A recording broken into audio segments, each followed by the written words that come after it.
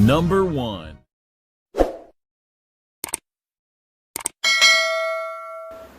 नमस्ते किसान भाइयों। तो आज मैं बताने जा रहा हूँ आपको केचुआ खाद के 21 फ़ायदे क्या है। तो मैं आज आपको इस वाली वीडियो में पूरी बात बताने जा रहा हूँ और आप इस वीडियो को अंत तक देखना, तभी आपको ये समझ में आएगा।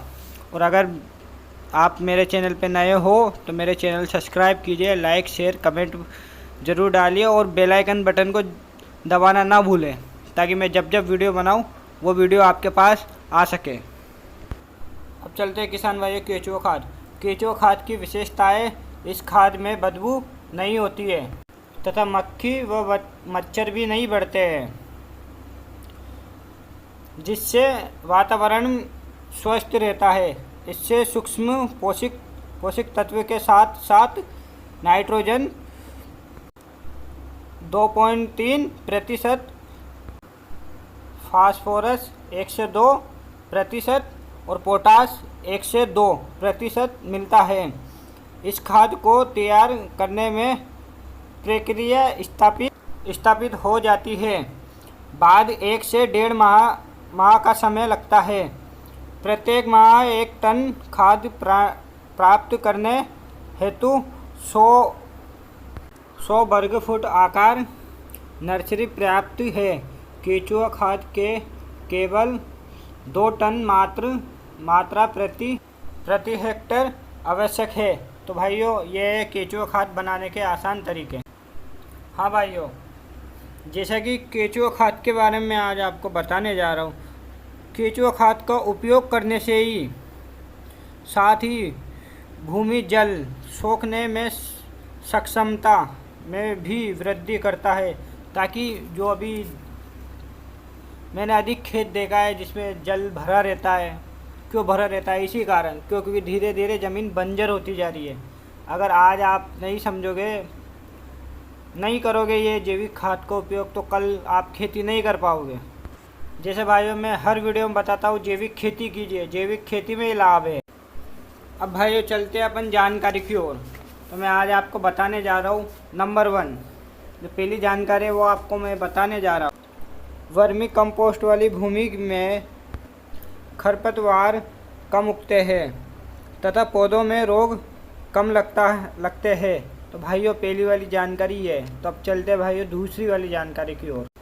तो भाइयों दूसरी वाली की ओर चलते, पौधों तथा भूमि के बीच आयनों के आदान प्रदान में वृद्धि होती है। तो भाइयों दूसरा उपाय ये है।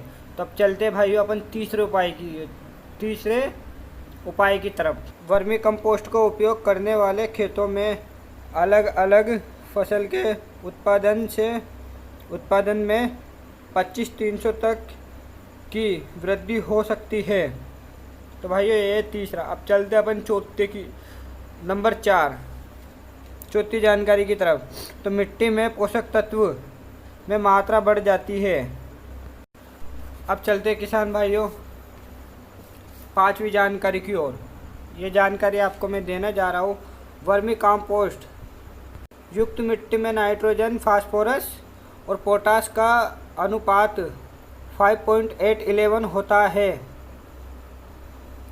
अतः फसलों में को पर्याप्त पोषक तत्व सरलता से उपलब्ध हो जाता है। तो भाइयों पांचवा ये। अब चलते अपन छठे की ओर।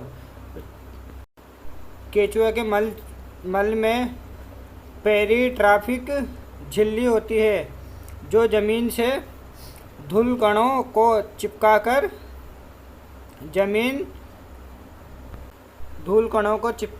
जमीन का काव्याशीकरण होने से रोकती है। अब भाइयों चलते सातवीं जानकारी की ओर।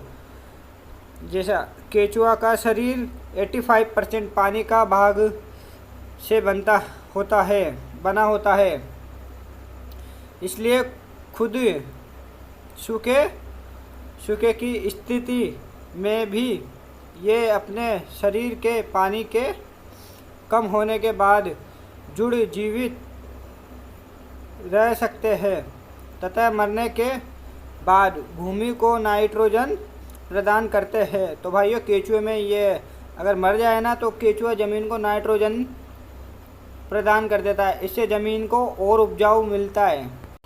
तो भाइयों नंबर 8 में आपको बताने जा रहा हूँ, वर्मी कंपोस्ट मिट्टी की कार्बनिक पदार्थ की वृद्धि करता है तथा भूमि में जैविक क्रियाओं निरंतरता प्रदान करता है। तो भाइयों नंबर 8 ये। तो अब चलते अपन नंबर 9 की तरफ, नवी जानकारी। तो भाइयों नंबर 9, इसका उपयोग करने से भूमि भुरभुरी हो जाती है। भाइयों नंबर 9 ये। अब चलते अपन नंबर 10 की तरफ। नंबर 10, यह खेती में दीमक एवं अन्य हानिकारक कीटों का नष्ट कर देती है। इससे कीटनाशक की लागत में कमी आती है। तो भाइयों अब चलते हैं अपन नंबर 11। भाइयों 11वीं जानकारी की ओर चलते हैं। इसके उपयोग के बाद 2 से 3 बार फसल तक पोषक तत्व की उपलब्ध बनी रहती है। यानी एक बार आप केंचुआ खाद का उपयोग करोगे तो उससे 2 या 3 बार फसल कर सकते हो। तो भाइयों इसमें तो एक बार केंचुआ खाद का उपयोग करने के बाद में ही आपको बता रहे हैं हम कि 2 से 3 बार कर सकते हो। अगर आप भी सोचो, अगर ये खाद अपन ज़िंदगी भर करें तो ज़मीन को कितना पोषक तत्व मिलता रहेगा। तो भाइयों अपन चलते हैं अब 12वीं की ओर। 12वीं जानकारी, मिट्टी के केंचुआ की सक्रियता के कारण पौधों की जड़ों के लिए उचित वातावरण बना रहता है, जिससे उनका सही विकास होता है। तो भाइयों ये 12वीं जानकारी। अपन चलते हैं अब 13वीं जानकारी की ओर। यह कचरा गोबर तथा फसल अवशेषों से तैयार किया जाता है, जिसे पर्यावरण प्रदूषित नहीं होता। तो भाइयों इतना तो आप भी कर सकते हो ना, जो भी फसल बचती है वही खेत में छोड़ दो, गोबर डाल दो, ताकि ये जो केंचुआ है इनको भोजन मिल सके। इनको भोजन मिलेगा तभी आपकी भूमि को सही रखेंगे, इसमें प्रोटीन भरेंगे आपकी भूमि को। और जैसे भाइयों आपको बताया है कि इस वाली खाद में ना पैसा लगता है ना कुछ और लगता है, ये बस क्या है, बस ये वही है जो फसल में से निकलता है, फसल खेत पर ही रहना चाहिए, तभी जैविक खाद बन पाएगी आपकी और आपका खेती अच्छे से अच्छे हो पाएगी। तो भाइयों अब चलते हैं अपन 14वें नंबर पे। इसके प्रयोग से सिंचाई लागत में कमी आती है। यानी भाइयों सिंचाई में इतना मेहनत नहीं लगता, अगर कोई हल से भी झोंकना चाहे ना तो नॉर्मल झोंक सकता है। इसलिए भाइयों जैविक खेती करो, उसी में लाभ है, उसी में सब कुछ है। तो अपन चलते हैं अब नंबर 15वीं जानकारी की ओर। ऐसा क्यों हो रहा है? तो भाइयों 15वीं नंबर की जानकारी में मैं आपको ये बताने जा रहा हूँ रासायनिक खाद के प्रयोग से कम होती जा रही है खेती। क्यों हो रही है? और उसकी उर्वरकता को इसके उपयोग से बढ़ाया जा सकता है।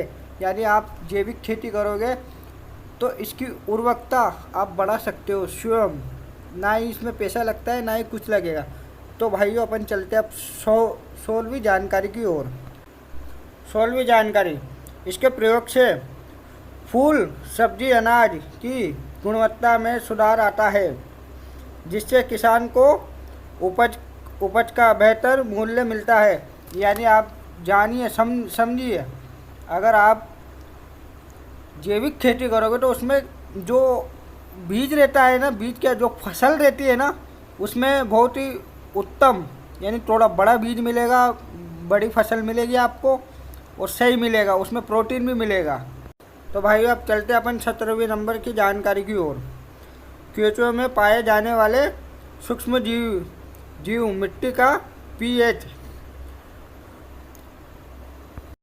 संतुलित करते हैं। तो भाइयों 17वीं नंबर की जानकारी है। अब चलते हैं अपन 18वीं नंबर की जानकारी पर। जैसे भाइयों मैंने और जानकारी दी आपको, तो अब मैं ये भी बताने जा रहा हूँ उपभोक्ताओं को पौष्टिक भोजन की प्राप्ति होती है। 18वें नंबर की। अब चलते भाइयों 19वीं नंबर की। ग्रामीण क्षेत्रों में इसकी उपयोग से रोजगार की संभावनाएं उपलब्ध हो जाती है। अब चलते हैं भाइयों अपन 20वें नंबर की। यह बहुत कम समय में तैयार हो जाती है। तो भाइयों जो जैसा मैंने आपको बताया था 1 से 1.5 माह तक जैविक खाद हो जाती है कंप्लीट। तो भाइयों अब चलते हैं अपनी 21वें नंबर की ओर। जैसे भाइयों मैंने बताया, तो अब बताने जा रहे हो 21वें नंबर की। केंचुआ नीचे की मिट्टी को ऊपर लाकर उसे उत्तम प्रकार की बनाती है। तो भाइयों ये केंचुआ खाद के फायदे 21 तरह के। अगर आपको मेरी वीडियो अच्छी लगे तो like share subscribe comment box में डाल के ज़रूर बताइए। मेरा चैनल है A.S.के 0974 के नाम से, और मेरी इंस्टाग्राम आईडी आकाश राजपूत 0974 के नाम से।